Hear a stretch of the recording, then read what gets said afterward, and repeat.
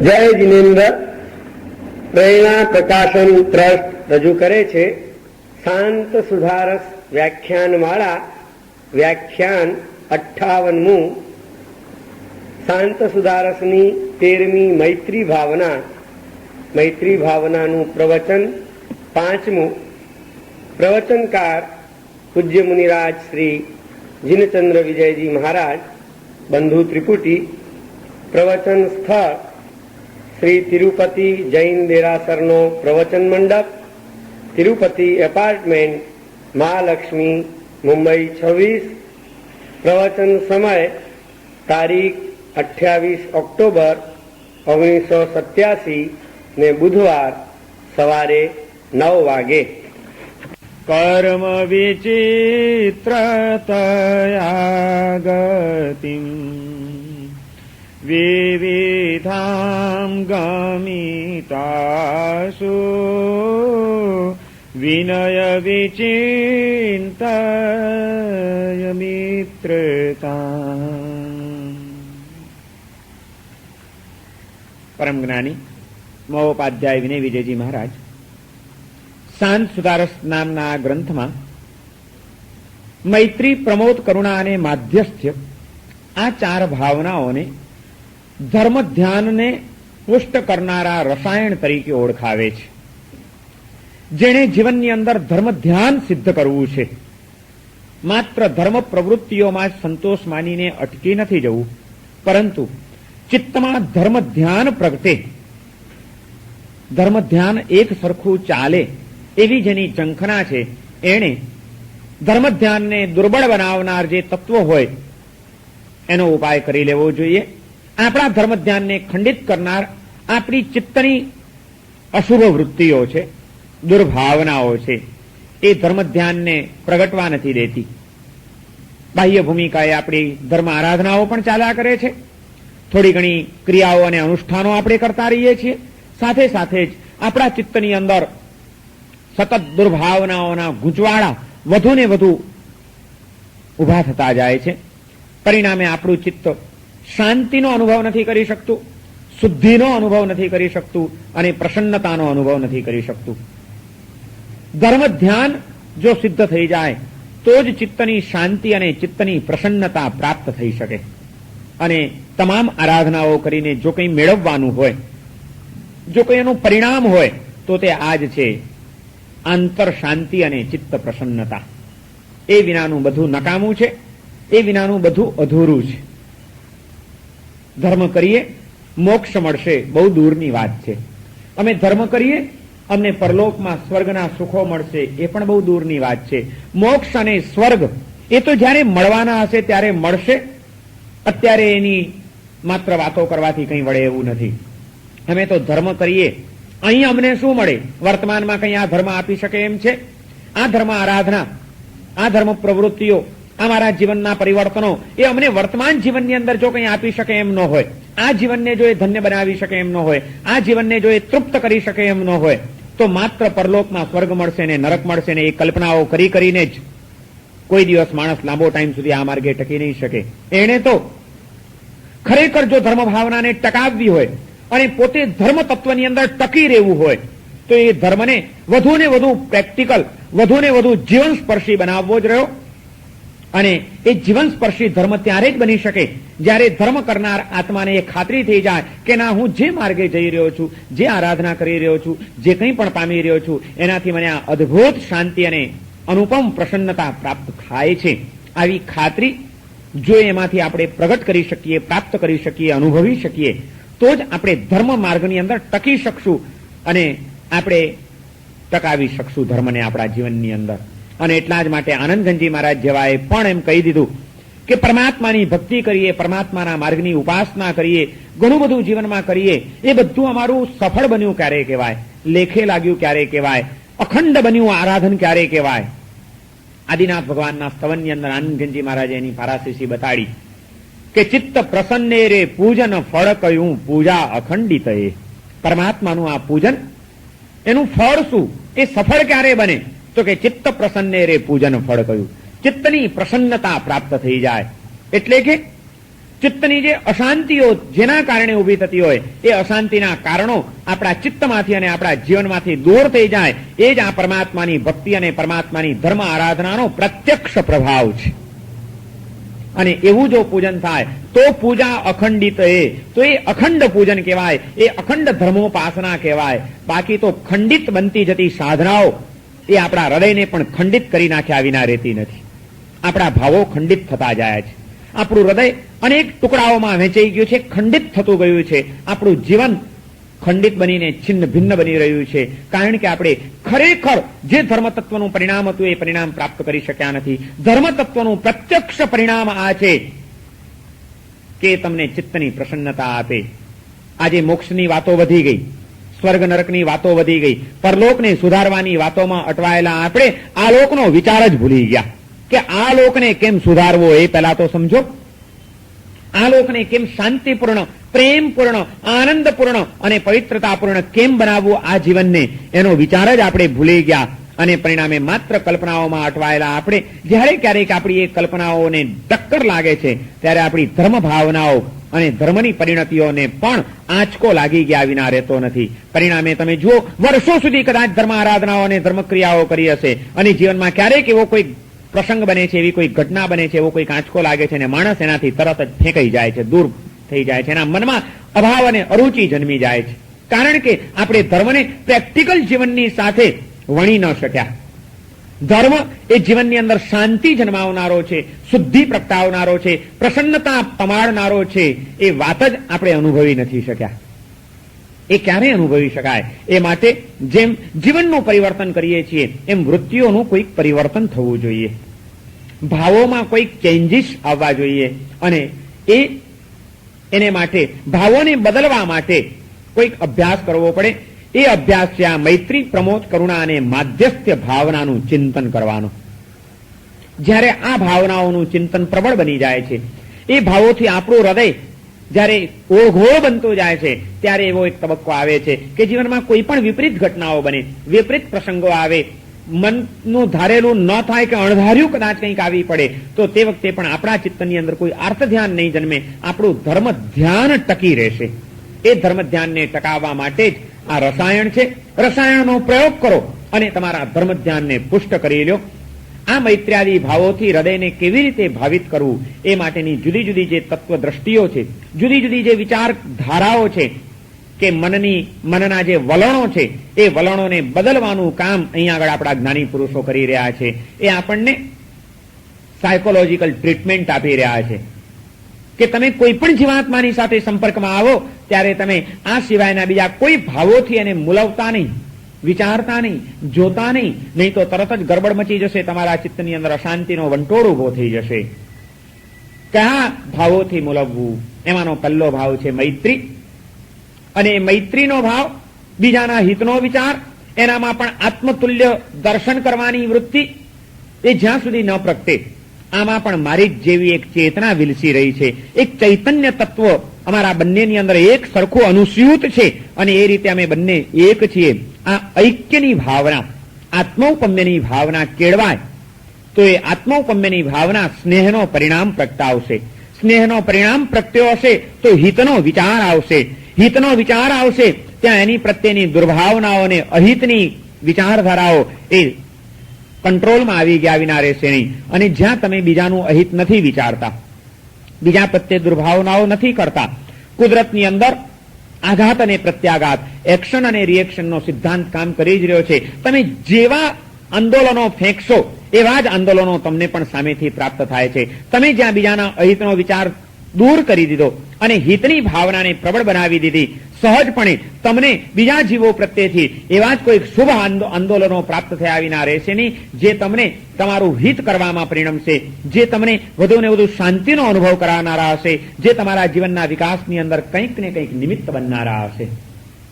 બીજાનું અહિત વિચારીને કોઈ દિવસ આપણે આપણું હિત કરી શકતા નથી અને બીજાના હિત માટે પ્રવૃત્ત બનીને ક્યારે પણ આપણું અહિત થતું નથી. કદાચ તાત્કાલિક ક્ષણિક કોઈક વાર આપણને એમ પણ લાગે કે આ કરવામાં આપણે કંઈક ગુમાવ્યું, આપણું કંઈક અહિત થયું, પરંતુ પરંપરા સરવાળે જો વિચારીશું તો એમાં છેવટે હિત આપણું કંઈક ને કંઈક સમાયેલું હોય છે. કુદરત એવું જ કોઈક પરિવર્તન લાવી દે છે, કુદરત એવો જ કોઈક પ્રત્યાઘાત આપી દે છે કે જે આપણી બુદ્ધિની ટૂંકી ફૂટપટ્ટીથી તાત્કાલિક આપણને ન સમજાય, પરંતુ પરિણામતઃ એ આપણા હિતમાં જ પરિણમતું હોય છે.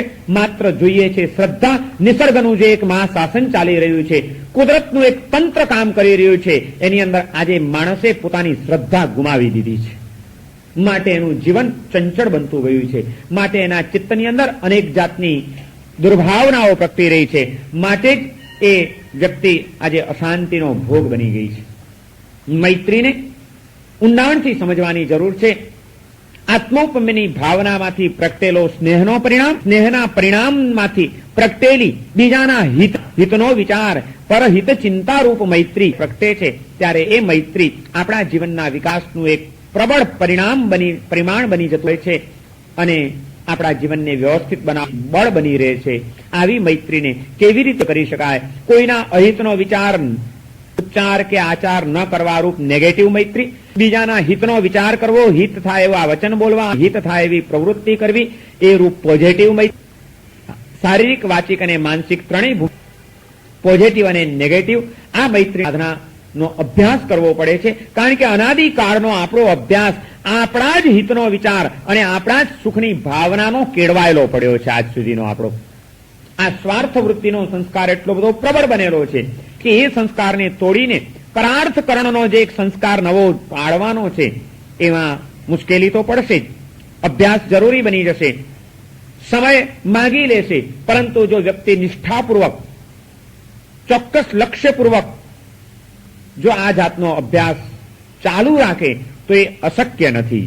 અને એ અભ્યાસ વિશ્વના સર્વ જીવો પ્રત્યે હિતનો જ વિચાર અને સૌના સુખમાં નિમિત્ત બનવાની એક ઝંખના આપણી પ્રબળ બનાવવાનો અભ્યાસ પહેલા નાનાથી કરવાનો છે. એનો ક્રમિક આ ગુણનો વિકાસ કરતા જવાનું છે. પહેલા તો એનો અંકુરો ઉગાડવો જોઈએ અને એ માટેનું પહેલા વર્ષની એક સાધના પ્રેક્ટિકલ જ્યારે જીવનમાં અપનાવ્યું ત્યારે એક વર્ષ માટે આટલો જ સંકલ્પ કરો કે મારા જે ઉપકારી જનો છે, માતા છે, પિતા છે, ગુરુ છે, જે કોઈ મારા ઉપકારી છે, એવા કોઈ પણ ઉપકારીઓ મનથી કંઈ અશુભ નહીં, એમના હૃદયને ઘા લાગે એવા કોઈ ઉચ્ચારીશ નહીં, અને કાયાથી એવી કોઈ પ્રવૃત્તિ કે એવું કોઈ ઉપેક્ષાપન કે તોછડાઈ ભર્યું વર્તન નહીં કરું જેના કારણે એ મારા ઉપરનો આત્મા પીડિત બને, એમનું કંઈક અહિત થાય એવી કોઈ પ્રવૃત્તિ નહીં કરું. માતા પિતા વગેરે ઉપકારી જનો પ્રત્યેની મૈત્રી એ પહેલા વર્ષની એક સાધના છે. બધું કંઈ નહીં. સર્વજીવો સાથે તમે નથી કરી શકતા, પડોશીઓ સાથે નથી કરી શકતા, બીજા વેપારી સાથે નથી કરી શકતા, ત્યાં તમારો સ્વાર્થ જોર કરી જ જાય છે. કમસે કમ આટલો સ્વાર્થને ઓગાળો, આટલો તો અહમને ઢીલો પાડો કે જે ઉપકારી છે, માતા પિતા છે, ત્યાં આગળ તો હું મારા અહમને નહીં જ આગળ આવવા દઉં, ત્યાં તો મારા સ્વાર્થને નહીં જ પ્રબળ બનવા દઉં. મારા સ્વાર્થને ગૌણ કરવો પડે તો ગૌણ કરીને, મારા અહમને કદાચ બાજુ ઉપર મૂકવો પડે તો બાજુ ઉપર મૂકીને પણ જેમના ઉપકાર છે, જેમના થકી મારું આ અસ્તિત્વ છે, મારું આ સર્જન કરવામાં જેમણે મહત્વનું અનુદાન આપેલું છે, એ માતા પિતાના શરીરના મહત્વના તત્વો જો વપરાયા ન હોત તો આ મારું આજનું સર્જન ન હોત, મારું આજનું અસ્તિત્વ ન હોત, મારો આજનો વ્યક્તિત્વનો વિકાસ ન હોત, મારું અસ્તિત્વ અને મારું વ્યક્તિત્વ આજે જે કંઈ પણ છે એમાં મારા ઉપકારી જનોના ઘણા બધા અનુદાન અને ઉપકાર પડેલા છે. આવા જે મારા ઉપકારી છે એની પ્રત્યે તો મારી સ્વાર્થ વૃત્તિને ક્યારેય પણ જોર નહીં પકડવા દઉં, એમની પ્રત્યે તો મારા અહંકારને ઉછળવા નહીં, એમની પ્રત્યે હંમેશા હું મૈત્રીપૂર્ણ વ્યવહાર એટલે કે સ્નેહ ભર્યો વ્યવહાર, સદભાવના ભર્યો, એમના હિત માટેનો જ વ્યવહાર સતત મારા જીવનમાં ચાલુ રહે. પહેલી યોગ્યતા છે ધર્મ માર્ગે આવવા માટેની. પિતા અને ઉપકારી ગુરુજનો વગેરે એની પ્રત્યે મન દિવસ અશુભચાર સુદ્ધા પણ ન કરાય, એમના અંતરને ઘા લાગે એવું કે વચન ઉચ્ચારાય, અને એમની કાયાથી સેવા ભક્તિ કરવા, એમના હિતની અંદર પ્રવૃત્ત થવાની જીવંતે તો ઉપકારી મૈત્રી પહેલા વર્ષે સિદ્ધ થઈ ગઈ. આ ઉપકારી મૈત્રી સહજ બની ગઈ કે હવે તે ક્યાંય પણ કોઈ આપણું અનુચિત વર્તન રહ્યું નથી અને સહજ પણ એમની સાથે વર્તાવ કરી શકીએ છીએ. આટલો ગુણ સિદ્ધ થયો તો હવે થોડો વધારે વિસ્તારવાનો છે કે હવે માત્ર ઉપકારી નહીં, એ ઉપકારીઓની પ્રત્યે તો મારી મૈત્રીને અખંડ રાખીશ, પણ એની સાથે સાથે વજનો છે, કુટુંબીજનો છે, એમનું અહિત થાય એવું મારાથી ન કરાય, એમના હૃદયને ઘા લાગે મારાથી ન બોલાય, એમના અહિતને માટેનો કોઈ પણ વિચાર મારાથી સ્વજન મૈત્રી બીજા વર્ષની સાધના, સ્વજન મૈત્રીની સાધના કરો. આ એક માતા પિતા પ્રત્યેની આપણી સહજ થઈ ગઈ મૈત્રી હરીને સ્વજનો સુધી લંબાવો કે મારા ભાઈઓ છે, મારી બહેનો છે, મારી ભાભી, મારા દેરાણી જેઠાણી છે, વહુ સાસુ છે, જેના સભ્ય વડીલો છે, એની સાથેનો મારો વ્યવહાર રહેશે.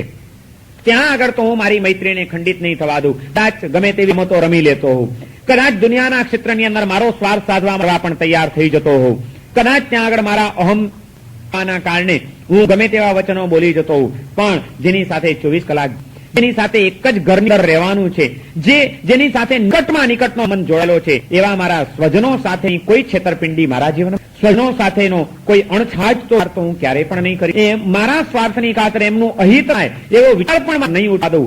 એ માટેનો સંકલ્પ કરીને જાગ્રત જો આપણો સતત ચાલતો એમાં પણ અપ એન્ડ ડાઉન, એમાં પણ આપણે વળી થાપ ખાઈ જઈએ, ક્યારેક કોઈ અર્થ જોર કરી જાય, ક્યાંક અહમ છંછેડાઈ જાય અને સ્વજનો કચિત વર્તન થઈ જાય. પ્રથા હશે, સંકલ્પ હશે, જાગૃતિ હશે તો વળી પાછો આવશે કે મારા ભાઈ સાથે આ જે વર્તન કર્યું બરોબર ન કર્યું. હું વિશ્વમયની વાતો કરું, તીર્થંકરો કે જે જગતના જીવ માત્રના મિત્ર છે એની રોજ ભક્તિ કરું અને એ પરમાત્માની જેવી વિશ્વ મૈત્રી કે જગતના સર્વ જીવોના હિતની અંદર તો પ્રવૃત્ત ન થઈ શકું, પણ મારા ઘરમાં પણ હું મૈત્રી નથી ટકાવી શકતો. મેં આ ધર્મ કરીને શું મેળવ્યું? આ પરમાત્માની ભક્તિએ મને શું આપ્યું? આ વિચાર એ આપણને વળી બ્રેક મારી દેશે અશુભ માર્ગે જતી આપણી વૃત્તિઓને, અને આપણો વ્યવહાર સમ્યક વ્યવહાર બની જશે, સૌજન્ય ભર્યો વ્યવહાર બની જશે, સ્નેહપૂર્ણ વ્યવહાર બની જશે, જે આપણા ચિત્તને શાંતિ પમાડનાર અને વ્યવહાર જીવનને સ્વસ્થતા ભર્યો બનાવનાર આવિનાર છે નહીં. આજે મૈત્રીની વાતો વધી ગઈ છે, પણ કુટુંબ સ્વજન મૈત્રીના પણ ઠેકાણા નથી. માટે માણસનું જીવન વધુ ને વધુ અશાંતિઓથી ઘેરાવા માંડ્યું છે. ઘરની અંદર આજે આ અશાંતિ જ્વાળાઓ સળગી ઉઠી છે. કારણ કે કોઈને પોતાનો સ્વાર્થ જતો કરવો નથી, કોઈને સહન કરવાની તૈયારી નથી, બીજાની સમજવાની ભૂમિકા કેળવવી નથી. માટે જીવન આજે ક્ષુબ્ધ બન્યું છે, અશાંત, કલુષિત બન્યું છે. સ્વજન સિદ્ધ કરવા માટે 3 દાવા બહુ જરૂરી છે. સમજદાર કેળવો, સહિષ્ણુતા કેળવો અને સમર્પણનો ભાવ કેળવો. મારા સ્વજનોને જો હું સમજી ન શકું, સમજવાનો પ્રયત્ન કરું તો હું કોને તો સમજવાનો હતો? અરે સહન કરવું છે, સ્વજન છે ને, મારો જ કુટુંબી છે, આ તરફથી કદાચ કંઈક થોડુંક સહન કરવાનું, સહન કરી લેવાનું. એનું સહન નહીં કરું તો કોનું સહન કરીશ? અને બીજાને માટેની આત્મીયને માટે હું મારા કોઈક ભોગ ના આપું, કોઈક મારા સુખ કરું, સમર્પણનો એમની તે પણ નહીં એળવું, તો જેની સાથે કોઈ લેવા દેવા નથી એવા જીવોની પણ કરવાની ભાવના ક્યાંથી પ્રગટી શકશે? આજે બહુ ખૂબ જરૂરી જો કોઈ આજના કાળની અંદર તો બહુ મહત્વની વાત છે.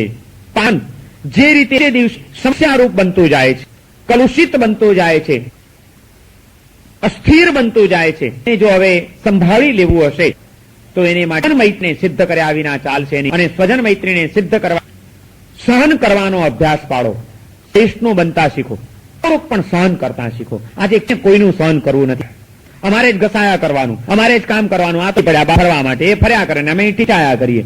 કારણ કે મારે 2 કામ વધારે કરવા આપે છે ને એટલું પણ હું સહન નથી મારા પરિવારને માટે. એમાંથી અસંતોષ પ્રગટે છે, એ અસંતોષ મનમાં સંઘર્ષ જન્માવે છે, એ સંઘર્ષ વ્યવહારની અંદર પ્રગટ થઈ જાય, પરિણામે અશાંતિ ઉભી થઈ જાય છે. કોઈને કોઈનું સહન કરવું નથી, આજે મોટાનું સહન કરવું નથી, મોટાઓએ નાનાની ભૂલોને સહન કરવી નથી. પરિણામે કોઈ પણ શાંતિથી જીવન જીવી શકતા નથી. બધાના ચિત્તની અંદર અપેક્ષાઓ ખૂબ વધી ગઈ છે અને અસહિષ્ણુતા પણ વધી ગઈ છે. અપેક્ષા વધી ગઈ ને સહિષ્ણુતા ઘટી ગઈ, પરિણામે પારિવારિક જીવન સમસ્યારૂપ બની ગયા. એના કરતા ઊંધું કરી નાખો, અપેક્ષા ઘટાડી નાખો અને સહિષ્ણુતા વધારી દો તો કામ થઈ જશે. જેને ઘટાડવાનું હતું એને ખૂબ વધારી દીધું છે, અને જેને ખરેખર વધારવાનું હતું સહિષ્ણુતા, એને એકદમ ઘટાડી નાખી છે આપણે.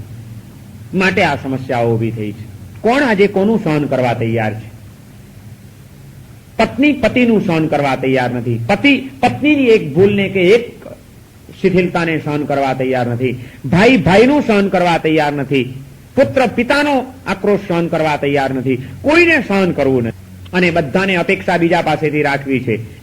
એમણે આટલું મારું ધ્યાન રાખવું જોઈએ, એણે મારી ખાતર આટલું જોઈએ, એણે આમ કરવું જોઈએ, એ ન કરે તો આપણે અહીં ક્યાંય પડી છે, કઈ નહીં, તો પછી અમને બી અમારી રીતે જીવતા આવડે છે. અને તરત જ જે અપેક્ષા પૂર્ણ ન થવાના કારણે અહમ છંછેડાય છે અને છંછેડા જન્માવે છે. આવેશ અશાંતિને પ્રગટ કરી દે છે અને અશાંતિ પરિવારને ભરખી જાય છે. લાઈન ચાલી છે કલુષિતતાની. આમાંથી બચી છે આવી કોઈ તત્વદ્રષ્ટિથી સમજણો હશે તે ફિલોસોફીની વાતો પજવાની જરૂર છે. જીવનની સમજણ પહેલા કેળવીએ તો પછી બધી આપણને કામ લાગશે. પ્રેક્ટિકલ જીવન જ જીવતા આપણને અને ખાલી ઊંચી શુષ્ક કર્યા કરીએ, કંઈ વળતું નથી એવી ફિલોસોફીથી. એ તત્વજ્ઞાન ક્યારેય આપણને શાંતિ આપી શકતું નથી, ક્યારે આપણા આત્મા નથી. પહેલી જીવન અંગેની સમજણ મેળવવી પણ છે. તો અંદર તો આ બધી સમસ્યાઓ રહેવાની જ છે. એની વચ્ચે પણ મહત્તાથી પસાર થઈ જવું હોય તો સૌથી પહેલા તો મારે સમજતા શીખવું પડશે. સમજવાની ભૂમિકા. જ્યાં સમજણ હશે સ્નેહ ટકી રહેશે. જ્યાં સમજણ નહીં હોય ત્યાં સ્નેહને તૂટતા વાર નહીં લાગે. ગમે એટલો પ્રેમ ભરેલો સંબંધ કદાચ કોઈકની સાથે બાંધ્યો, મારામાં સમજણની ભૂમિકા નહીં હોય, એના સંયોગ ભૂમિકા, એના સંસ્કાર, પરિસ્થિતિ, આ કંઈક જે કંઈક વ્યક્તિ આચરણ કરે છે, વર્તન કરે છે, એની પાછળ સંસ્કારો કામ કરતા હોય છે, એની પાછળ એના કોઈક સંયોગો કામ કરતા હોય છે, પાછળ એની કોઈક કલ્પના કે સાચી કે ખોટી સમજણ કામ કરી જતી હોય છે અને માનસિક પરિસ્થિતિઓ વખત મહત્વનો ભાગ ભજવી જતી. ભેગું થાય ત્યારે માણસ ક્યારેક કોઈક એવું પણ વર્તન કરી નાખતો હોય છે જે આપણને આંચકો લાગે, પણ તે વખતે એને આમ કેમ કર્યું, ખરેખર કે માણસ આવો નથી, આવું કરે નહીં, છતાં આમ એને કેમ કર્યું, કયું તત્વ કામ કરી ગયો છે, એના શું સંયોગો હશે. કંઈક એની શારીરિક પ્રતિકૂળતા હશે, કંઈક માનસિક અસ્વસ્થતા હશે, કંઈક સંયોગો જેવા હશે કે એને આમ કરવું પડ્યું હશે. એને તમે સમજવાનો થોડો પ્રયત્ન કરો, શાંતિથી વિચારો તમે એને, અને એ વિચારશો તો કંઈક એવું કારણ રહેશે જે તમારા ચિત્તને સમાધાન આપી જશે. અને એ સમાધાન આપતો એની પ્રત્યેનો જે તમારો સ્નેહ છે એ સ્નેહ તૂટી. સમજણ જ સ્નેહને ટકાવી રાખનારું પરિબળ છે. ત્યાં સમજણ હશે ત્યાં સ્નેહ લાંબો ટાઈમ ચાલશે. જ્યાં સમજણ નહીં હોય ત્યાં વર્ષોના પણ સ્નેહને તૂટી જતા વાર નહીં. સ્નેહ બાંધવો મુશ્કેલ નથી, સમજણ કેળવવી મુશ્કેલ છે. અને આ સમજણ આવે તો જ સ્વજન મૈત્રી સહજપણે. જ્યાં આ સ્નેહ હશે, સમજણમાંથી સ્નેહ આવશે. સ્નેહ હશે ત્યાં સહિષ્ણુતા અને સમર્પણ આવ્યા વિના રહેશે નહીં. એ પ્રત્યે આપણને પ્રેમ હોય છે, એની ખાતર એનું આપણે કંઈક ને કંઈક સહન કરવા માટે પણ તૈયાર થઈ જઈએ. પ્રેમ છે ને એ સહન કરાવે છે. ગમે તે માણસ તમને લાત મારે તો કેવો આવેશ આવી જાય, મને લાત મારી. અને તમારા ખોળામાં રમતો નાનકડો બાબલો એ લાત મારે તમને રમતા રમતા, એ માને ગમે એટલી લાતો મારે, કોઈ દિવસ માને એ દીકરાની લાત અડખામણી લાગી છે? કેમ એની લાત સહન કરી લીધી? કારણ કે દીકરા ઉપર પ્રેમ, અને જેનો પ્રેમ વાત પણ મીઠી લાગે છે, અને જ્યાં પ્રેમ નથી એની વાત પણ કડવી લાગે છે. સહન કરવાની ભૂમિકા આવી જશે જ્યાં સ્નેહ સહિષ્ણુતા આવ્યા વિના રહેતી નથી. જેની પ્રત્યે આપણને પ્રેમ છે એનું આપણે બધું લઈએ છીએ.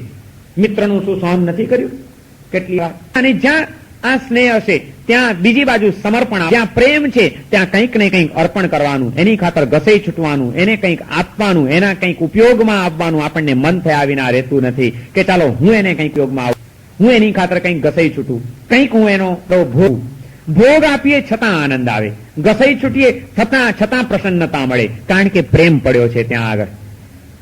પારિવારિક જીવન, સ્વજન મૈત્રી, એ સ્વજન મૈત્રીને સિદ્ધ કરવી હોય અને પરિવારને આનંદ અને કિલ્લોલ કરતો જો રાખવો હોય તો દરેક વ્યક્તિએ સમજદાર બનવાની ખૂબ જરૂર છે. સમજદારી કેળવતા જ જાઓ, સહિષ્ણુ બનતા જ જાઓ અને સમર્પણનો ભાવ પ્રગટાવતા જ જાઓ. જે પરિવારમાં આ વસ્તુઓ છે ત્યાં આગળ ક્યાંય વાંધો આવતો નથી. મહારાજા દશરથનો પરિવાર એક આદર્શ પરિવાર એટલા જ માટે કહેવાયો કે એ પરિવારની એક એક વ્યક્તિઓની અંદર આ સમજદારી હતી, સહિષ્ણુતા હતી અને સમર્પણનો ભાવ હતો. જ્યારે કૈકેયીએ વરદાનમાં માંગી લીધી ભરતની રાજગાદી, માંગતા માંગી લીધી ભલે એણે, અને મહારાજા દશરથે એને વચન આપી દીધું કે ભલે ભરતનો રાજ્યાભિષેક થશે. તે વખતે સમજદારી હતી એક એક વ્યક્તિની અંદર. માટે જે કંઈ ઘટનાઓની આખી સિરિયલ ચાલી છે એમાં ક્યાંય આપણને ક્ષુબ્ધતા જોવા નથી મળતી, ક્યાંય આપણને સંઘર્ષ જોવા નથી મળતો, પરંતુ સ્નેહની એક ઉચ્ચ પરાકાષ્ઠા આપણને પરિવારની અંદર જોવા મળે છે. કે રામચંદ્રજી એમ કહે છે કે નહીં, પિતાજીએ વચન આપ્યું છે તો એ પિતાજીના વચનનું પાલન થવું જ જોઈએ. અને ભરતને હું ક્યાં જુદા છીએ, ભરતને રાજ્ય મળે છે, મને જ મળે છે, કારણ કે રામના હૃદયમાં ભરત માટે પ્રેમ હતો. જ્યાં પ્રેમ છે ત્યાં સમર્પણનો ભાવ આવ્યા વિના રહેતો નથી. પોતાનું હક્કનું રાજ્ય એ છોડી દેવું પડે છે, એનું અર્પણ કરી દેવું પડે છે ભરતને.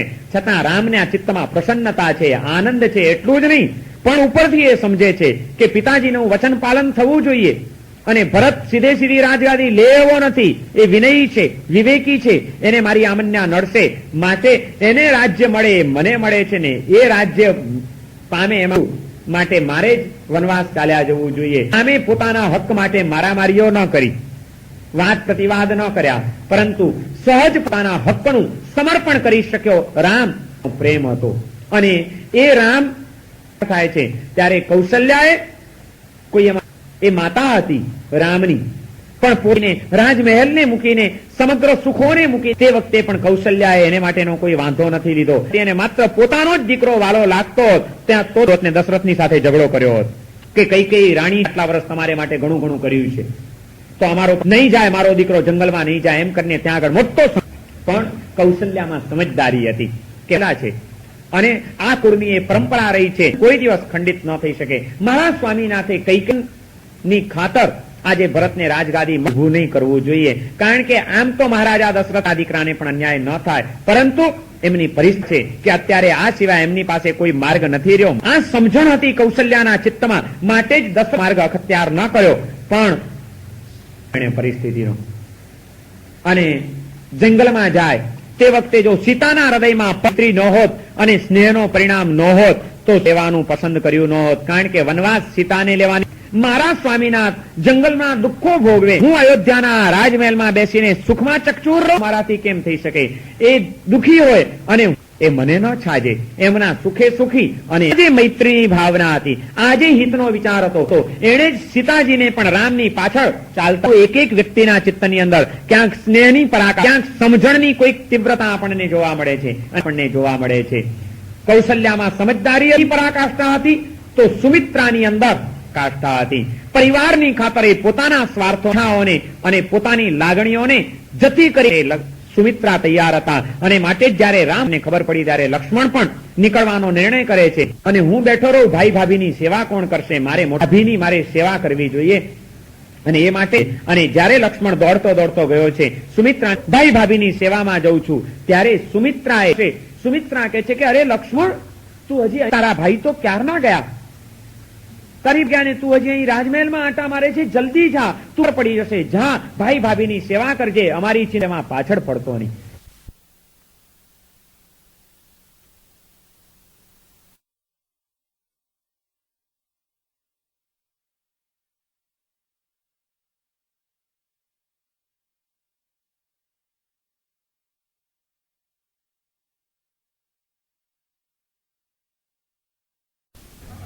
આ સમર્પણની એક પરાકાષ્ઠા છે અહીં આગળ, કે સુમિત્રા પોતાના દીકરા ઉપરનો પણ મોહ જતો કરી શકે છે એક પરિવારના હિતની ખાતર. મને મારો દીકરો વાલો છે, એના કરતા કૌશલ્યાનો દીકરો રામ વધુ વાલો છે.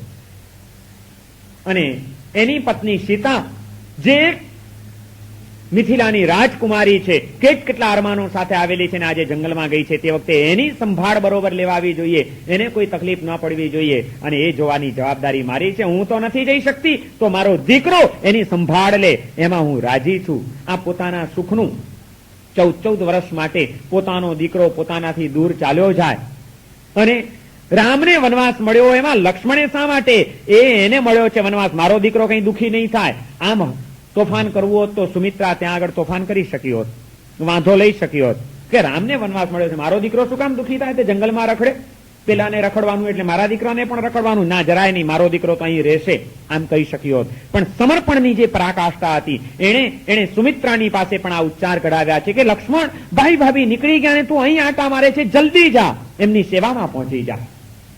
એક એક વ્યક્તિની આ પરાકાષ્ઠાના આપણને આમાં દર્શન થાય છે કે લક્ષ્મણ પણ ત્યાં આગળ ગયા છે.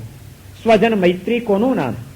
આનું નામ છે સ્વજન મૈત્રી. જ્યાં આગળ જે પરિવારની દરેક વ્યક્તિ પોતાના હિતનો વિચાર કે પોતાના સુખનો વિચાર ન કરતી હોય, પણ પરિવારના અન્ય વ્યક્તિઓના સુખનો અને હિતનો વિચાર જ્યાં આગળ થતો હોય, એ પરિવાર એક આદર્શ પરિવાર બની શકે છે. અને ત્યાં જ આ સ્વજન મૈત્રી સિદ્ધ થયેલી આપણને જોવા મળે છે. મૈત્રીનો વિસ્તાર આ રીતે કરવાનો છે. ઉપકારી પુરુષો પ્રત્યેની મૈત્રીને સ્થિર કર્યા પછી સ્વજનો પ્રત્યેની તમારી મૈત્રીનો વિસ્તાર કરતા શીખો. આ મૈત્રીને લંબાવવી પડશે. મારા પરિવારની, મારા ઘરની, મારા કુટુંબની કોઈ પણ વ્યક્તિ દુઃખી ન હોવી જોઈએ. એનું અહિત થાય એવો વિચાર પણ મારાથી ન કરાય. એનો હિત થાય એ માટે મારું કદાચ કોઈક સુખ જતું કરવું પડે તો હું કરવા તૈયાર થઈશ. મારી બહેનનું કંઈક ભલું થાય છે ને, મારા થોડાક સુખને જતો કરવાથી, મારી થોડીક અપેક્ષાઓને મૂકી દેવાથી, મને કદાચ થોડુંક મુશ્કેલીમાં મુકાવવું પડે તો મુકાવાથી, પણ મારી જ બહેનોનું હિત થાય એવું છે, મારી બહેનો સુખી થાય એમ છે, મારી બહેનોના જીવનનો વિકાસ થાય એમ છે, ભાઈ તરીકે મારી બહેનની ખાતર આટલો ભોગ નહીં આપું તો શું કરી શકીશું, એ વિચાર શું એના ચિત્તમાં ન હોય? દરેક બીજી વ્યક્તિના હિતનો વિચાર કરતા થાવ. સ્વજન મૈત્રી આ વાત આપણને શીખવાડે છે. અને એ માટે એ તો જ આવી શકશે કે આપણો સ્વાર્થ કંઈક મંદ પડ્યો હશે.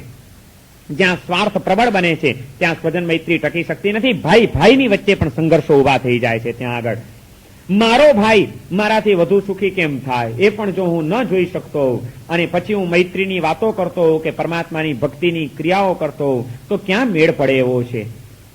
જે પ્રભુએ જગતના સર્વ જીવોના સુખ માટે પોતાના સુખોને જતા કર્યા, એ પ્રભુનો ભક્ત, એ પ્રભુના ધર્મનો ઉપાસક સર્વ જીવો માટે નહીં, પોતાના ભાઈના સુખ માટે પણ પોતાના સુખનું થોડુંક બલિદાન ન આપી શકતો હોય તો એ પરમાત્માની સાથે એનો સંબંધ બંધાયો છે એમ કેમ કહી શકાય? મૈત્રી કોઈ સામાન્ય વસ્તુ નથી, બહુ મહત્વની વસ્તુ છે આ મૈત્રી. અને એમાં ત્યાં આગળ આ એક જ વાત લાવવી પડશે. સ્વાર્થ વૃત્તિનું જેટલું વિલોપન થશે એટલી સ્વજન મૈત્રી વધુ સ્થિર થઈ શકશે. જેટલો સ્વાર્થ પ્રબળ બનશે એટલું પારિવારિક જીવન ક્ષુબ્ધ બનશે.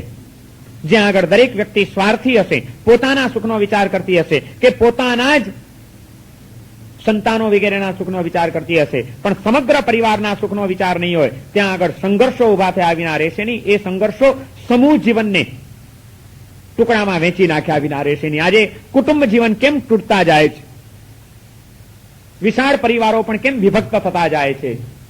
જરાક જો ઊંડાણમાં આપણે ઉતરશું તો આ બે જ વસ્તુ જોવા મળશે. એક સ્વાર્થ વૃત્તિની પ્રબળતા અને બીજું અસહિષ્ણુતા.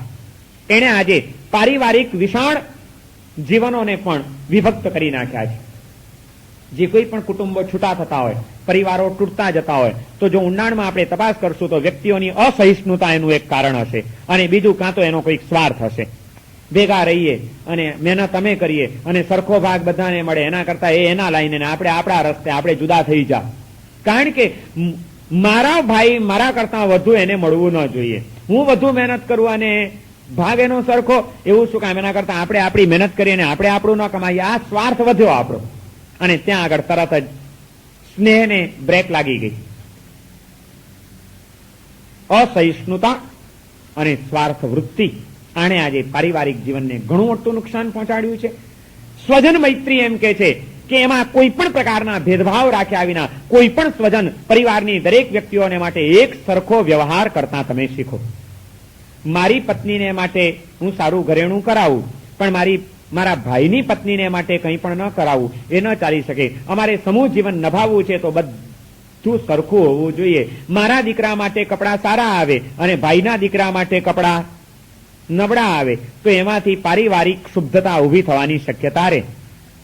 પરિવારના વડીલો અને પરિવારની મુખ્ય વ્યક્તિઓ, એ વ્યક્તિઓની અંદર આ વિશાળતા આવવી બહુ જરૂરી છે કે વ્યવહાર એક સરખો બને ત્યાં સુધી રાખો. એમાં જો ભેદભાવ પાડ્યા તો એ ભેદભાવ ક્યારેક અંતરની અંદર પડદા ઉભા કરી દીધા વિના રહેશે નહીં. પરિણામે તૂટતું જશે કુટુંબ જીવન. સૌની સાથે સમાન વ્યવહાર હોવો જોઈએ, સૌના સુખનો વિચાર હોવો જોઈએ.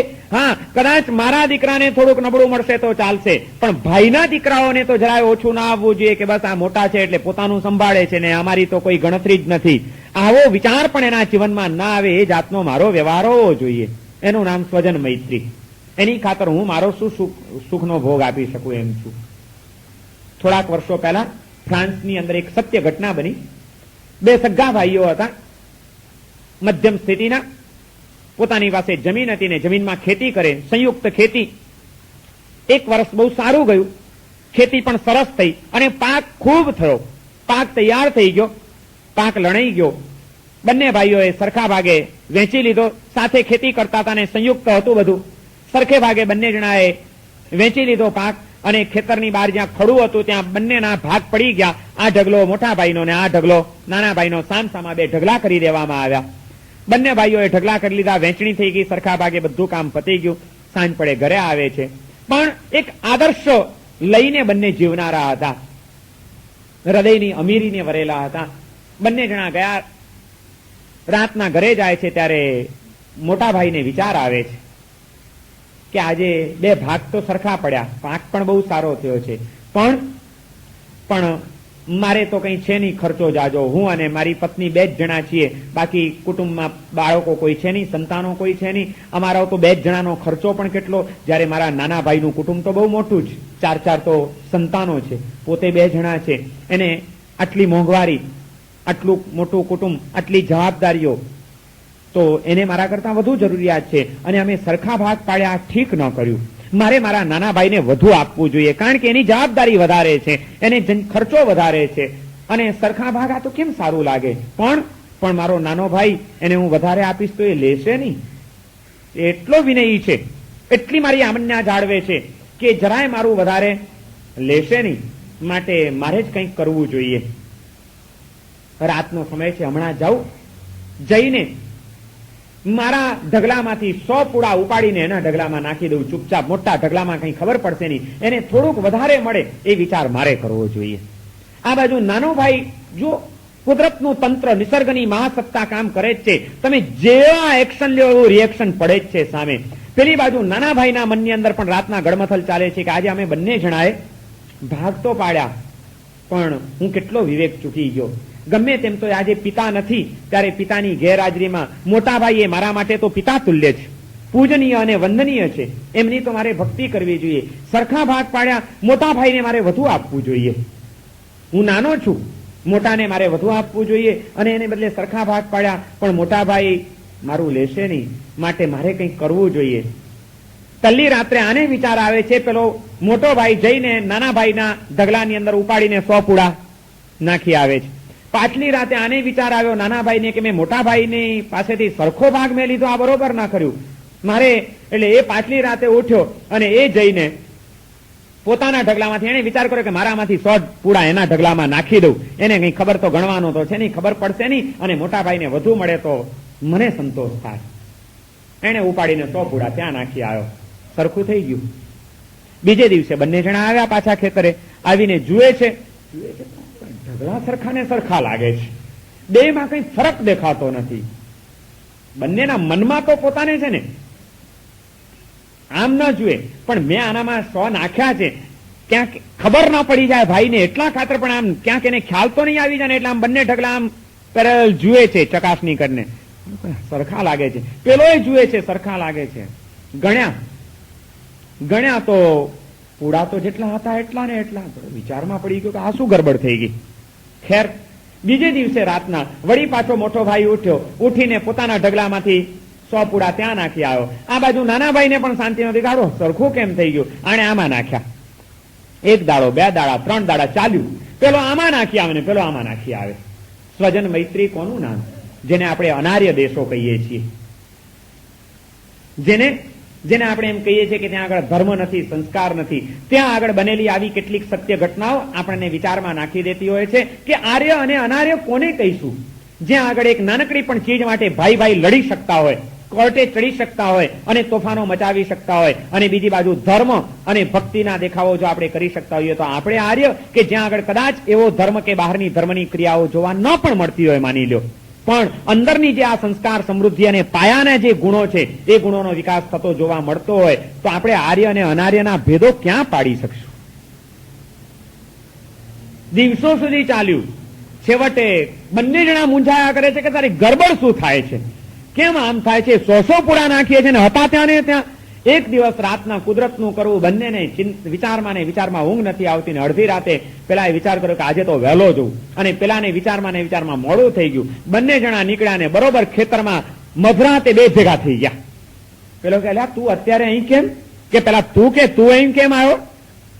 અને ત્યારે ખબર પડી કે બંને જણા એકબીજાના હિતનો વિચાર કરતા હતા. પેલો એમ વિચાર કરતો હતો કે નાના ભાઈનું કુટુંબ મોટું છે, એને ખર્ચા વધારે છે, તો મારે એની ચિંતા કરવી જોઈએ, મારે એનો વિચાર કરવો જોઈએ ને એ માટે મારે કંઈક કરવું જોઈએ. આ કે મને એમ થતું હતું કે મોટા ભાઈ તમે વડીલ છો તો મારે તમારી ભક્તિ કરવી જોઈએ, તમે એમને એમ ન લ્યો તો મારે ગુપચુપ આ રીતે મારું ભોગ આપવો જોઈએ, મારું અર્પણ કરવું જોઈએ. અને જયારે ખબર પડી ત્યારે બંને ભાઈઓ ભેટી પડે છે એકબીજાને, આંખમાંથી આંસુ ચાલ્યા જાય છે કે આટલી બધી લાગણી આપણને એકબીજા પ્રત્યે, આટલો બધો વિચાર. સ્વજન મૈત્રી કોને આપણે કહીશું?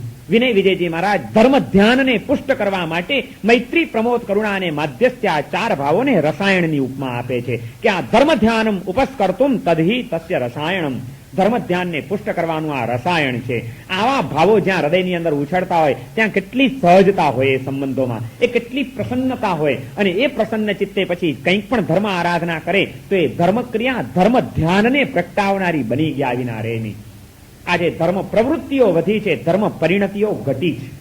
ધર્મની ક્રિયાઓ ચાલે છે, ધર્મ ધ્યાન ક્યાં ચાલે છે? આપણા ચિત્તની અંદર આર્ત ધ્યાન અને રૌદ્ર ધ્યાનની પરંપરાઓ ચાલી રહી છે. એનું કારણ આ પાયાની વાતોની ઉપેક્ષા થઈ ગઈ છે.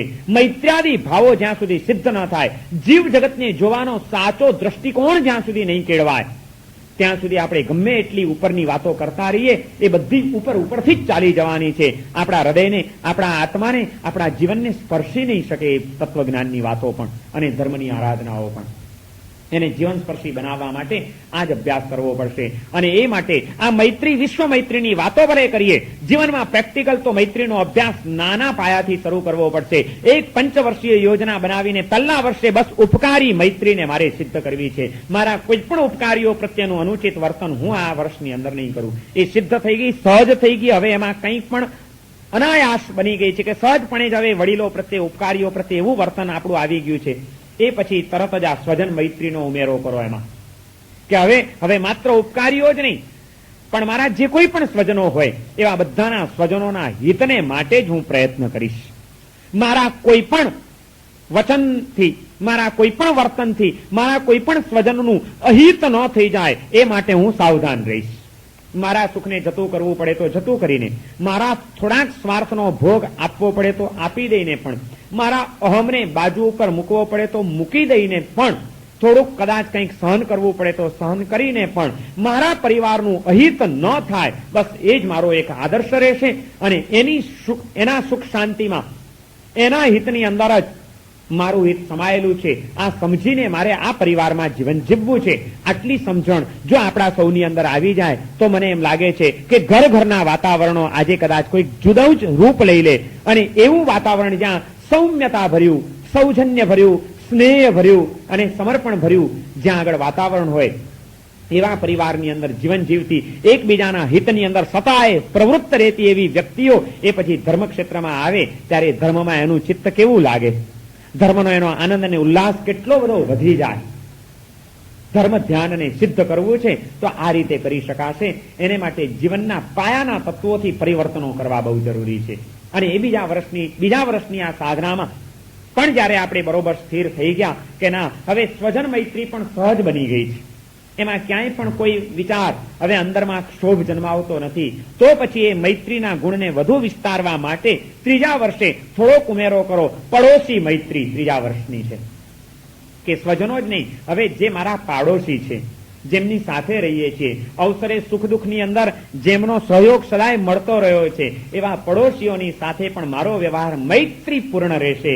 મારા પડોશીને તકલીફ પડે, મારા પડોશીનું અહિત થાય, એને કોઈ મુશ્કેલીમાં મુકાવવું પડે, એ મારાથી સહન નહીં થઈ શકે.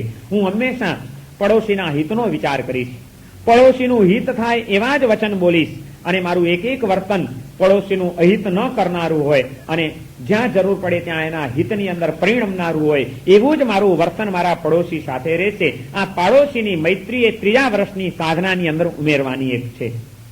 મૈત્રીના ગુણને ધીમે ધીમે વિસ્તારતા જવાનો છે. ભલે કદાચ મારે સહન કરવું પડે તો સહન કરીશ, મારા સ્વાર્થને ધક્કો લાગે તો લાગવા દઈશ, નુકસાન થાય તો પહેલા મારી જાતની ઉપર વેઠી લઈશ, પણ મારા પડોશીનું બાજુમાં રહીને તો હું અહિત નહીં જ થવા દઉં. જહાંગીરનો પુત્ર સલીમ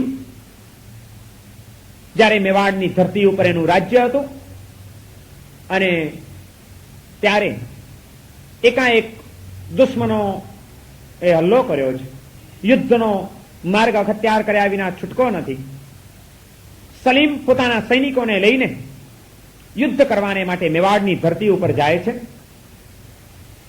યુદ્ધ કરવાનું છે, સાથે સેંકડો ઘોડાઓ છે, હાથીઓ છે, વિશાળ સૈન્ય છે, અને સૈન્યને લઈને સલીમ જ્યારે ચાલ્યો જાય છે, મુસાફરી કરતા કરતા યુદ્ધના મેદાન પર લાંબે જ્યાં દુશ્મને હલ્લો કર્યો છે ત્યાં આગળ પહોંચવાનું છે. ત્યાં પહોંચતા રસ્તામાં એક ઠેકાણે પડાવ નાખે છે. બપોરનો સમય છે, સવારથી ચાલ્યા છે, ચાલતા ચાલતા ચાલતા મધ્યાહન કાળ થઈ ગયો છે, તડકો તપે છે. 2-4 કલાક વિશ્રામ કરવાનો નિર્ણય કર્યો. એક સરસ જગ્યા એની છાવણી પડી છે, અને એ છાવણી પડી ત્યાં રાવટીઓ નંખાઈ ગઈ છે. ભોજન વગેરેની તૈયારીઓ થાય છે. માણસોના ભોજનની તો તૈયારી થઈ ગઈ, પણ ઘોડાઓને શું ખવડાવવું? એટલે સલીમના સૈનિકો ઘોડાઓને લઈને નીકળી પડે છે. કે એને ઓર્ડર કર્યો સૈનિકોને કે જાઓ, ઘોડાઓને લઈ જાઓ, અને જ્યાં ક્યાં પણ લીલો ચારો મળે, ખેતર દેખાય, ત્યાં આગળ ઘોડાઓને ચરાવી આવો. સલીમના સૈનિકો ઘોડાઓને લઈને નીકળી પડ્યા છે મેવાડની એ ધરતી ઉપર. જંગલમાં આગળ ને આગળ વધતા જાય છે. આગળ ને આગળ ક્યાંક કોઈક સારું લચી પડેલું, મોલથી લચી પડેલું ખેતર મળી જાય તો ઘોડાઓને ખવડાવી દેવું. અને તપાસમાં નીકળતા આગળ ને આગળ જાય છે. એટલામાં એક ખેતર એમની નજરે પડી ગયું. ચણાનું ખેતર હતું. લીલા ચણાનો મોલ લચી પડેલો હતો, તૈયાર. અને ઘોડાઓને માટે ચણા જો મળી જાય તો શું જોઈએ? સૈનિકો એકદમ ખુશ થઈ જાય છે. ખુશ થઈ ગયા ને ખેતરની અંદર દાખલ થવા જાય છે. જ્યાં ખેતરની અંદર દાખલ થાય છે ત્યાં એ જ ખેતરના ખૂણે એક નાનકડી ઝૂંપડું બાંધીને એ ખેતરનો માલિક ખેડૂત કોઈ બેઠેલો હશે, બેઠેલો છે, એની પાસે પહોંચે છે. ત્યાં પેલા એ જોયું, આવો, પધારો. આગતા સ્વાગતા કરે છે. કેમ પધાર્યા છો? તો કે ભાઈ અમારા ઘોડાઓને ખવડાવવું છે, એને માટે આવ્યા છીએ. નહીં, સોરી, ભૂલ્યો. માણસો નીકળ્યા છે, રસ્તામાં ક્યાંય કેતા ક્યાંય કોઈ જગ્યા નથી મળતી, અને એટલામાં એક ખેતરમાં આ ઝૂંપડું જોયું. એટલે આ લોકોને એમ થઈ ગયું કે આપણે તો અજાણ્યા છીએ, અહીં આગળ કોઈક રહેતો હશે, આ ધરતીનો જાણકાર, એને ખબર હશે કે આટલામાં ક્યાંક સારા મોલથી લચી પડેલા ખેતરો ક્યાં છે. એટલે જઈને એની ઝૂંપડી ઉપર ટકોરા મારે છે. ટકોરા માર્યા ત્યાં એક વૃદ્ધ પુરુષ, સફેદ દાઢી છે, માથાના પણ બધા વાળ ધોળા થઈ ગયા છે, મોઢા ઉપર કરટલીઓ પડેલી છે. ખેડૂત, એક બુઢ્ઢો ખેડૂત બહાર નીકળે છે ઝૂંપડીમાંથી. પધારો. કેમ પધાર્યા છો? કોણ છો આપ? આ લોકોએ કીધું કે અમે સલીમના સૈનિકો છીએ, યુદ્ધને માટે નીકળ્યા છીએ, અમારા ઘોડાઓને ખવડાવવું છે, ક્યારના રખડી રહ્યા છીએ, પણ ક્યાંય કેતા ક્યાંય કઈ માલ મળતો નથી. ભાઈ, આટલામાં ક્યાંય સારો લીલો ચારો ક્યાં મળે? ચાલ આગળ ચાલો અને બતાડો. પેલો સમજી ગયો કે હવે આજે મેવાડની ધરતી ઉજ્જડ થવાની છે, આટલું મોટું સૈન્ય આવ્યું છે ને ખેદાન મેદાન કરી નાખશે. પધારો. પણ હવે સત્તા આગળ કઈ સાંઠ પણ ચાલે નહીં. લઈને નીકળે છે, આગળ ચાલે છે. થોડેક આગળ ગયા ત્યાં રસ્તામાં સરસ મજાનું એક લીલા ચણાથી લચી પડેલું ખેતર જોયું. પણ પેલો ખેડૂત ઉભો નથી રહેતો, એ આગળ વધે છે. આગળ વધતો એને જોયો એટલે તરત જ આ સલીમના સૈનિકો એને કહે છે કે એ ડોસા, આ આટલું સરસ મજાનું ખેતર છે અને તમે આગળ કેમ ચાલો છો? હવે તમારા માર્ગદર્શનની અમારે જરૂર નથી, તમે તમારે જ્યાં જવું હોય ત્યાં જાઓ, અમને આ ખેતર મળી ગયું છે, અમે અમારા ઘોડાઓને અહીંયા આગળ ચરાવી લઈશું. ત્યારે પેલો વૃદ્ધ ખેડૂત કહે છે કે ભાઈ, મારી એક વાત માનશો, આ ખેતરમાં તમે ન પડો, આના કરતા પણ વધુ સરસ મજાનો માલ, સરસ મોટું ખેતર હું તમને સહેજ જ આગળ છે, ચાલો ત્યાં તમને લઈ જાઉં, ત્યાં તમારા ઘોડાઓને ચરાવવું હોય એટલું ચરાવી દેજો, અહીંયા આગળ ન જાઓ તમે. પેલા લોકોને એમ થઈ ગયું કે આ ડોસો આપણને બપોરે રખડાવવા માંગતો લાગે છે, કે કાકા આટલું સરસ મજાનું ખેતર છે ને તમે એમ કહો છો કે આના કરતા વધુ સારું ખેતર તમને બતાડું? અમારા જેવા અજાણ્યા માણસોની મસ્કરી સૂજે છે, તમને હેરાન કરવા છે તમારે અમને? જાઓ તમારા એવા ડાપણની અમારે. પેલો કે ભાઈ, આ મારી દાઢી સામે તો જુઓ, સફેદ થઈ ગયા, હવે મને મસ્કરી શોભે? હું મસ્કરી નથી કરતો, હું તમને ખરેખર કહું છું કે આના કરતા વધુ સરસ તમને ખેતર બતાડીશ, ત્યાં તમારે જેટલો ચરાવવું એટલું ચરાવજો, પણ અહીં તમે ન લઈ જાઓ તમારા ખેડૂતોને. અને એક વાત સમજી રાખજો, અમારી આ મેવાડની ધરતીનો કોઈ પણ માણસ હશે, એ આંગણે આવેલા અતિથિનો સત્કાર કરવામાં સમજ્યો છે. આંગણે આવેલા અતિથિનો અનાદર કરવો કે મસ્કરી કરવી એ અમે કોઈ દિવસ શીખ્યા નથી, એમાં તો અમારી જનેતા લાજે. મારી ઉપર વિશ્વાસ રાખો, તમે જરાક આગળ ચાલો. પેલા લોકોને આની વાત ઉપર થોડોક ભરોસો બેઠો. ભલે ચાલો ભાઈ, ચાલે છે. થોડાક આગળ ગયા, એવું જ એક બીજું મજાનું મોટું ખેતર આવ્યું. ત્યાં આગળ પેલો વૃદ્ધ ઉભો રહી જાય છે. હવે તમારા ઘોડાઓને તમારે જેટલું ચરાવવું એટલું ચરાવો, ભલે લઈ જાઓ અંદર. તરત જ સલીમના સૈનિકો તો ઉતરી પડ્યા. થોડીક વારમાં તો ઘોડાઓએ આખું ખેતર ખેદાન મેદાન કરી નાખીને માલ સાફ કરી નાખ્યો. પેટ ભરીને ખાઈ લીધું. થોડો ઘણો ચારો લેવો તો એના સૈનિકોએ કાપીને ભારો બાંધીને લઈ પણ લીધા. અને હવે પાછા ફરે છે. પણ પાછા ફરતા ફરતા પેલા સૈનિકોના મનની અંદર સમજાતું નથી કે પેલું ખેતર પણ સરસ મજાનું ખેતર હતું અને આ ખેતર પણ સરસ છે. ત્યાં અમને એને ચરવા ન દીધા અમારા ઘોડાઓને, અહીં શું કામ લઈ આવ્યો? આનું કંઈક કારણ હોવું જોઈએ ને, કંઈક આનો સ્વાર્થ હશે. એટલે જતા જતા પેલા સૈનિકો પૂછે છે કે કાકા, તમને જો ખોટું ના લાગે તો એક વાત પૂછીએ કે? તો ભાઈ પૂછો ને. પહેલા તમે જે અમને ખેતર બતાડ્યું એ પણ સરસ હતું ખેતર, તો ત્યાં તમે અમને ઘૂસવા ન દીધા અને આટલું થોડુંક વધારે ચલાવીને આગળ લઈ આવ્યા, આનું કારણ શું? આમાં કઈ તમારો સ્વાર્થ ખરો? તો કે ભાઈ સ્વાર્થ તો ખરો જ ને. સ્વાર્થ વિના આ દુનિયામાં કયો માણસ કઈ કામ કરે છે? સ્વાર્થ તો ખરો જ ને. આ લોકનો નહીં તો પરલોકનો, દેહનો નહીં તો આત્માનો, આ ભવનો નહીં તો પરભવનો, પણ સ્વાર્થ તો ખરો જ ને. સ્વાર્થ વિના કોણ કઈ કરે છે? તમે જે પહેલા ખેતર જોયું હતું એ મારું નહોતું, મારા પડોશીનું હતું. અને હમણાં જે ખેતરને તમે સાફ કરી નાખ્યું એ મારું પોતાનું ખેતર છે. આ મારું પોતાનું ખેતર છે. જ્યારે તમે લોકો મફતમાં જ બધું લેવા આવ્યા છો અને મહિનાઓની મહેનતને ખેદાન મેદાન કરવા માટે તૈયાર થયા હતા, ત્યારે પડખે રહીને મારા પડોશીને ખેદાન મેદાન કરવાનું પાપ હું કેમ કરી શકું? કઈ નહીં, ભલે આજે મને નુકસાન થયું, પણ મરતા મરતા મારા મોઢા ઉપર એટલી તો હું સંતોષની રેખા લઈ શકીશ ને કે જીવનમાં ક્યારેક એવી કસોટીની પડ આવી ત્યારે મારી જાતને મેં ખતમ થવા દીધી છે, પણ પડોશીને હું ધર્મ મેં બજાવ્યો છે. આ પડોશી ધર્મ પાલન કર્યાનો સંતોષ મારા મોતને પણ મીઠું બનાવશે, મારા મૃત્યુને મંગલમય બનાવશે. ભલે મારું ગમે તે થયું, મારા પડોશીનું મેં અહિત નથી થવા દીધું. આ સંતોષ શું ઓછો છે? મારો જે ગણો તે મારો સ્વાર્થ આ હતો. જ્યારે એની આ વાત સાંભળી ત્યારે પેલા સૈનિકો મનોમન વિચારમાં પડી ગયા અને એના અંદરમાંથી અવાજ ઉઠે છે કે જ્યાં આગળ એક અભણ ગણાતો ખેડૂત પણ આટલો અર્પણ ધર્મ સમજે છે, એ ધરતી કોઈ રીતે જીતાશે ખરી? જ્યાંના નાનામાં નાના માણસની અંદર આ સંસ્કાર પડેલા છે અને બીજાના સુખનો વિચાર, બીજાના હિતની ભાવના આટલી પ્રબળ હોય એવી ધરતીની ઉપર આપણે ખેદાન મેદાન કરીને લૂંટવા આવ્યા છીએ. સફળતા કુદરત આપણને આપશે કે એને આપશે? અને વિચાર કરતા કરતા સૈનિકો પાછા વળી ગયા. પડોશી ધર્મ કોનું નામ? અવસરે જાતને ઘસાવા દીધી પણ પડોશીને નુકસાન નથી થવા દીધું. એટલો પણ સંતોષ લઈ શકીએ તો પડોશી મૈત્રી આપણે સિદ્ધ કરી કહેવાય. મૈત્રીની આ ભાવના એ આપણને પ્રેક્ટિકલ માર્ગદર્શન આપે છે કે માત્ર વિશ્વ મૈત્રીની વાતો નહીં કરતા રહેતા, મૈત્રીના ગુણને સિદ્ધ કરો અને એ સિદ્ધ કરવા માટે એની આ ક્રમિક સાધના કરો. પહેલા વર્ષે ઉપકારી મૈત્રીને સિદ્ધ કરો, બીજા વર્ષે એને વિસ્તારો અને સ્વજન મૈત્રી સુધી લંબાવો, ત્રીજા વર્ષે હવે સ્વજન નથી માત્ર પડોશી છે તો એ પડોશી મૈત્રી સુધી તમે તમારી આ મૈત્રીની ભાવનાને વિસ્તારો અને એને તમે સહજપણે સિદ્ધ કરો. કેવી રીતે આ બધું સિદ્ધ થાય? જો સ્વાર્થ વૃત્તિનું વિલોપન ન થયું હોય તો ક્યારેય પણ મૈત્રી ના આવી શકે. મૈત્રીને સિદ્ધ કરવા માટેની પહેલી શરત છે સ્વાર્થ વૃત્તિનું વિલોપન થવું જોઈએ. જો સ્વાર્થ હોત આ ખેડૂતને તો એ ક્યારેય પણ પડોશી ધર્મનું પાલન ન કરી શક્યો હોત, પણ પોતાના સ્વાર્થને એને જતો કર્યો તો જ એ ખરેખર બીજાની પ્રત્યેની મૈત્રીને ટકાવી શક્યો. પરહિત ચિંતા મૈત્રી. વિનય વિજયજી મહારાજે શાંત સુધારસમાં જે મૈત્રીની વ્યાખ્યા આપી છે કે મૈત્રી પરેશાન હિત ચિંતનમ યદ. બીજાના હિતનો વિચાર એનું નામ મૈત્રી, પોતાના જ સુખનો વિચાર એનું નામ સ્વાર્થ. પોતાના વિચારને ભૂલીને બીજાના વિચારને પ્રાધાન્ય આપો ત્યાં જીવનની સફળતાના શ્રી ગણેશ મંડાય છે. બીજાના સુખના અને બીજાના હિતના વિચારોને ગૌણ બનાવીને પોતાના જ સ્વાર્થનો વિચાર જ્યારે પ્રબળ બને છે ત્યારે જીવનનો વિનિપાત સર્જાય છે. મૈત્રી એ આપણા જીવનને સફળ બનાવવા માટે, જીવનને સહજ બનાવવા માટે અને જીવનને ધન્ય બનાવવા માટે એક અનિવાર્ય ઉપાસના છે. અને એવી મૈત્રીની ઉપાસના ક્રમશઃ વધારતા જવું જોઈએ. જેના હૃદયની અંદર આવી ભાવનાઓ સ્થિર થતી જાય એને પછી આગળ વધતા એ વધુ વિસ્તાર પામી શકે. પણ જેને ઉપકારીઓ પ્રત્યે પણ કોઈ સદભાવનાઓ નથી, પોતાના સ્વજનો પ્રત્યે પણ જે પોતાના સ્વાર્થને જતો કરી શકતો નથી, એના હિત માટે કંઈ ભોગ આપી શકતો નથી, જેની સહન કરવાની ને સમર્પણની કોઈ તૈયારીઓ નથી, એ કદાચ તમે કે હું આપણે વિશ્વ મૈત્રીની જો વાતો કરીએ તો એ આપણી વાતો કેટલા અર્થમાં સાર્થક બની શકશે. તીર્થંકરો એ વિશ્વના મિત્ર છે.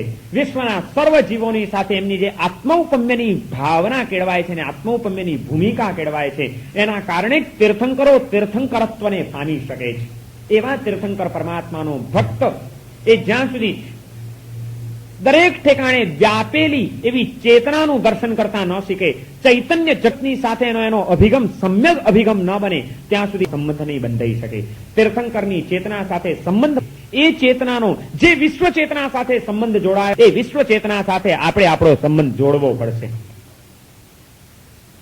દરેક ઠેકાણે ચૈતન્યનું શન થઈ જાય અને એ ચૈતન્ય મારી જ જેવું છે, આમાં બંને એ આ ભાવ જેટલો કેળવાતો જશે, સ્નેહનો પરિણામ એટલો પ્રબળ બનતો જશે, એટલી હિતની ચિંતા થતી જશે અને એ હિતનો વિચાર આપણને હિતના માર્ગે, અશાંતિના માર્ગે, સંઘર્ષ માર્ગે જતા અટકાવશે. પરિણામે આપણું જીવન સહજ બનશે, સૌજન્ય ભર્યું બનશે, સ્નેહ ભર્યું બનશે, સહિષ્ણુતા ભર્યું બનશે, સમર્પણ ભર્યું બનશે અને ત્યાં આગળ જે પ્રસન્નતા પ્રગટશે એ આનંદ ગંગાજની પરિણતિને લાવ્યા વિના રહેશે. પ્રસન્ને રે પૂજન ફળ કયું. આવો આત્મા એક નાનું અનુષ્ઠાન કરશે, જે મિત્ર છે, ખરેખર આત્માઓનો મિત્ર છે, એ મૈત્રીથી પૂર્ણ હૃદય વાળો સામાયિકનું ધર્મ અનુષ્ઠાન કરશે તો એના સામાયિકમાં પણ બંધનોને તોડી નાખવાની તાકાત રહેલી હશે. પુણ્યા શ્રાવકના સામાયિકમાં બીજું કંઈ જ નહોતું. એની ચૈતન્ય જગતની સાથેનો એનો જે અનુસંધાન હતું, એ અનુસંધાને જ એને સાચી સમત્વની ભૂમિકા ઉપર સ્થિર કરી દીધો હતો. અને જ્યાં સમત્વ છે ત્યાં સિદ્ધિ પ્રાપ્ત થઈ ગયા વિના રહેતી નથી. આપણે આપણા જીવનની અંદર જે ધર્મક્ષેત્રમાં આવ્યા છીએ અને જે પરમાત્માને આપણે આદર્શ તરીકે સ્વીકાર્યા છે, એમને સફળ બનાવવા માટે શ્રી મહારાજની જે ફલશ્રુતિ છે, ચિત્ત પ્રસન્ને રે પૂજન ફળ ગયું, એ ચિત્તની પ્રસન્નતાને જન્માવવા માટે, ચિત્તમાં સંઘર્ષ જન્માવનાર જે દુશ્મનાવટના ભાવો છે, ઈર્ષ્યાના ભાવો છે, અદેખાઈના ભાવો છે, સ્પર્ધાના ભાવો છે, ધિક્કારના ભાવો છે, આ બધા દુર્ભાવોને શાંત કરવા પડશે. એ દુર્ભાવોને શાંત કરવા માટે